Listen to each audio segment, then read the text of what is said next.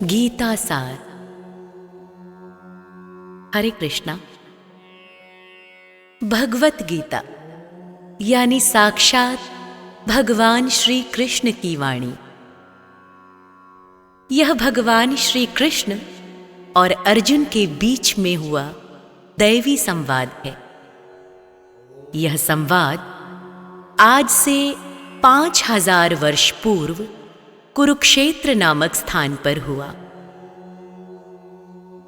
प्रिय दोस्तों, भगवत गीता और भगवत गीता के ज्ञान पर असंख्य लोगों ने काम किया है। न जाने कितनी ही गीता आपने सुनी भी होगी, किंतु मैं अब आपके समक्ष प्रस्तुत कर रही हूं भगवत गीता की एक और व्याख्या। आखिर क्या विशेष है इस गीता में? गीता में यदि कुछ विशेष हैं तो वो हैं भगवान श्री कृष्ण। बाकी हम सब निमित्त मात्र हैं, साधन मात्र हैं।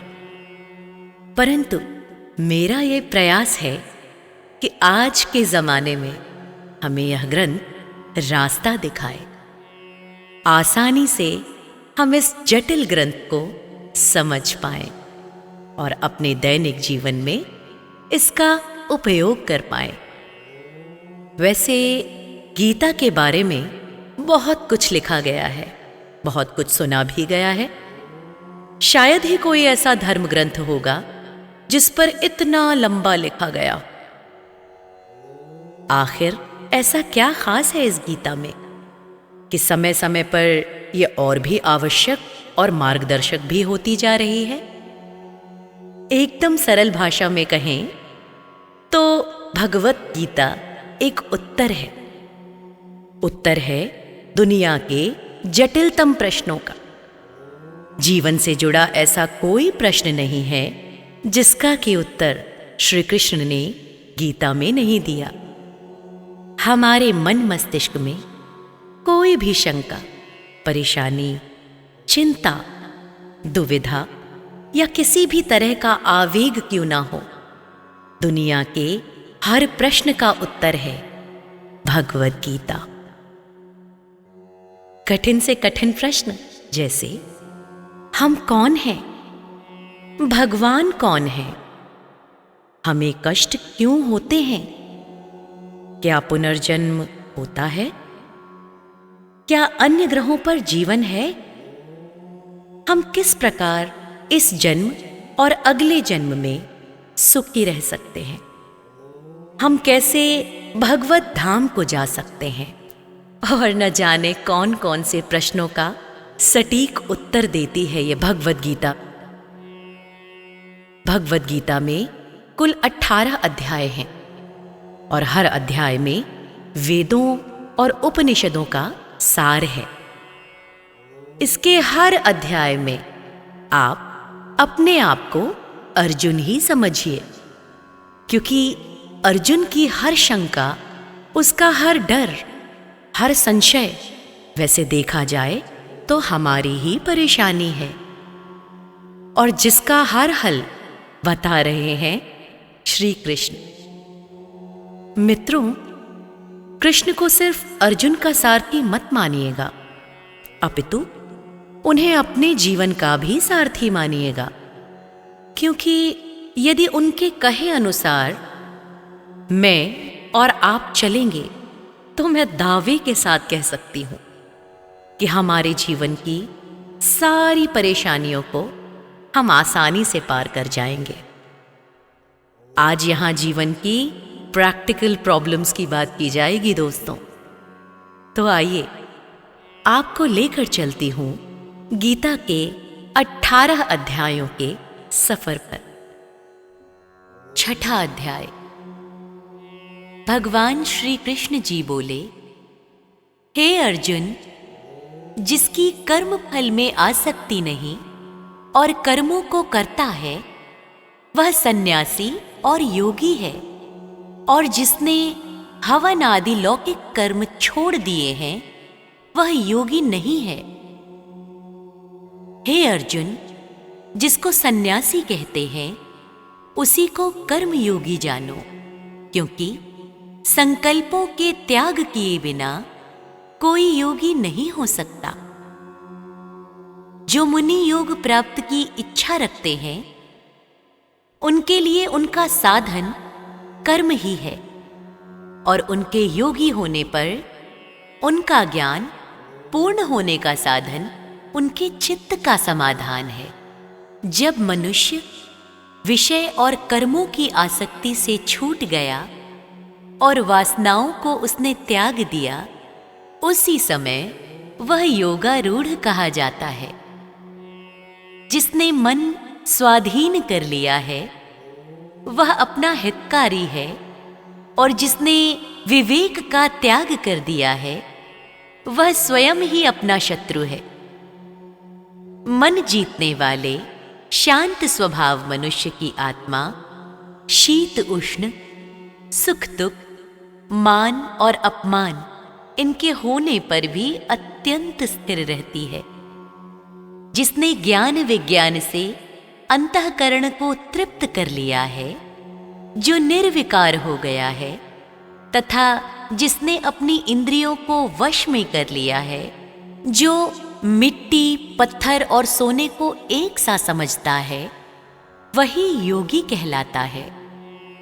सुहृदय, मित्र, शत्रु, उदासीन, द्वेषी, मध्यस्थ, द्वेष करने वाले बंधु वर्ग, साधु और पापी, इन सब में जो समान दृष्टि रखता है वही श्रेष्ठ है। योगी पुरुष को मन और आत्मा को अपने वश में करके वासनाओं और समस्त प्रपंचों का त्याग कर एकांत स्थान में पहले कुश, उसके ऊपर मृगादिकों का चर्म और उसके ऊपर वस्त्र बिछावे। स्थान न तो बहुत ऊंचा न बहुत नीचा हो, उसी पर मन को एकाग्र करके चित्त और इंद्रियों को रोक कर बैठना चाहिए। आत्मशुद्धि के लिए योग करना चाहिए। शरीर, मस्तक और गर्दन को सम करके अचल होकर स्थिर हों और अपनी नाक के अग्रभाग को देखते हुए सब दिशाओं से अपनी दृष्टि हटाए रखें। भय रहित होकर शांत चित्त से ब्रह्मचर्य व्रत का पालन कर मन को रोक कर मुझ में ही लीन हो मन को योग में लगाएं। इस प्रकार मन को वश में करने वाले योगी को निरंतर योगाभ्यास करते रहने से मुझ में रहने वाली और अंत में निर्वाण पद अर्थात मेरे स्वरूप में लीन करने वाली शांति प्राप्त होती है। हे अर्जुन, जो अधिक भोजन खाता है या अनेक दिन उपवास करता है, जो बहुत सोता है या जागता रहता है, उसको योग प्राप्त नहीं होता। जो उपयुक्त आहार और विहार करता है तथा कर्मों का योग रीति से पालन करता है तथा जो यथा समय सोता और जागता है, योग ऐसे पुरुष का दुख मिटा देता है। तब संयम को प्राप्त हुआ चित्त अपने आत्मा में ही स्थिर हो जाता है और सब कामनाओं से निवृत्त हो जाता है। तभी योगी मोक्ष पद पा जाता है। जिस प्रकार वायु रहित स्थान पर रखा हुआ दीपक चलायमान नहीं होता, उसी प्रकार योगी अपने चित्त को निश्चल रखकर उसका संयम करता है और अंतःकरण की समाधि लगाता है।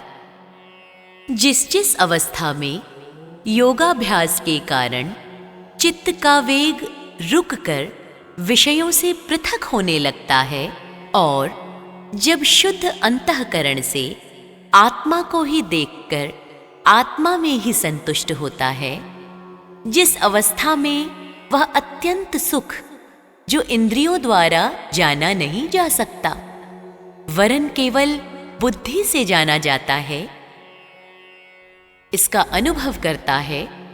और जब वह योगी आत्मस्वरूप में स्थित हो, उससे विचलित न हो, जिस अवस्था को पाकर फिर और कोई बड़ा भारी दुख उसे वहां से चलायमान नहीं कर सकता, इस अवस्था को दुख, संयोग, वियोग कारक योग मानक जानना हो, सो योग निर्विकल्पित चित्त से निश्चय करके ही करना चाहिए।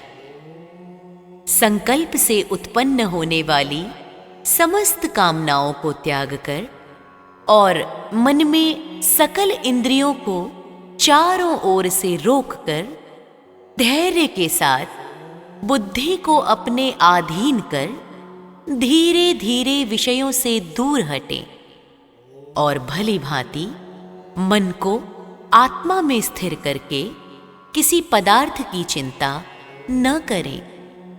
वह चंचल और अस्थिर मन जिधर जिधर जाए, उधर उधर से इसको हटाकर आत्मा के वश में करना चाहिए।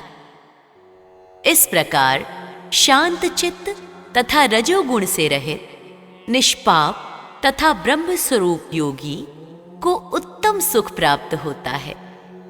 इस रीति से निरंतर योगाभ्यास करने वाला योगी समस्त पापों से छूटकर सहज ही उस परम सुख को पा लेता है जो ब्रह्म के संयोग से प्राप्त होता है।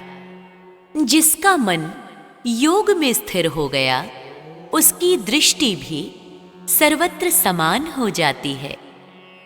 वह सब प्राणियों में अपने को और अपने मन में सब प्राणियों को देखता है। जो सब में मुझको और मुझ में सबको देखता है, उससे मैं अलग नहीं हूं और मुझसे वह अलग नहीं है। जो अभेद भाव से रहता है, वह सब प्राणियों में स्थिर होकर मेरा मनन करता है। वह योगी चाहे जिस भी अवस्था में रहे, मुझसे मिलता है। हे अर्जुन, जो सब प्राणियों के दुख सुख को अपने दुख सुख के समान समझता है और सबको समभाव से देखता है, वही श्रेष्ठ योगी है। अर्जुन ने कहा कि हे मधुसूदन, आपने जो यह योग सिखाया है, सबको अपने समान देखें, सो मन के चंचल होने का कारण उसकी दृढ़ स्थिति अपने में ही देखता हूं। हे कृष्ण, मन बड़ा ही हठी, पराक्रमी और दृढ़ है। इसको आधीन रखना तो मुझे वायु को बांध कर रखने के समान प्रतीत होता है। श्री कृष्ण भगवान ने कहा, हे महाबाहो, इसमें संदेह नहीं कि मन अति चंचल है और इसे वश में करना बड़ा ही कठिन है। फिर भी हे अर्जुन, अभ्यास और वैराग्य से आधीन कर लिया जा सकता है। जिसका मन वश में नहीं, उसको योग अत्यंत दुर्लभ है।